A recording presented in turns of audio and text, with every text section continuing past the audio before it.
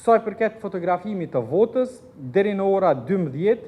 vëzhguesit tanë kanë raportuar për 12 raste të fotografimit të votave në 10 vendvotime, përkatësisht në 2% të vendvotimeve në nivel vendit.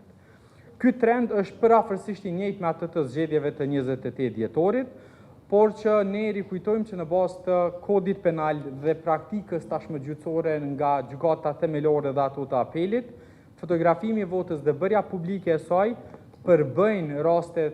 penale të cilat do të ndiqen nga prokuroria, andaj u bëjmë thirrje shtetërorëve që ta respektojnë kërkesën ligjore që të mos e fotografojnë dhe të mos e bëjnë publike votën e tyre. Këto janë gjetjet kryesore nga vëzhguesit e DNV-s në terren, derisa fenomeni i cili është i shprehur në nivel vendi janë raportimet e shpeshta të votuesve të cilët kanë deklaruar se ngjyra matrikuluese e cila përdoret për shënimin e votuesve është fshirë lehtësisht nga gishtrinë e tyre.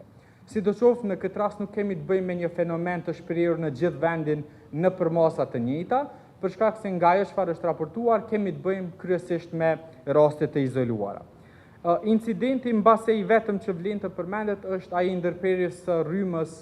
në një zonë në komunën e Kamenicës, por që si problem është raportuar se është sanuar nga ana e ekipeve përkatëse të KQZ-s dhe të kompanive të tjera brenda një afati të shkurtër kohor, duke mundësuar vazhdimin pa probleme të procesit të votimit.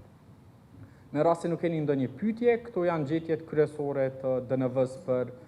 periudhën e parë të ditës, pra nga ora 7 deri në ora 12.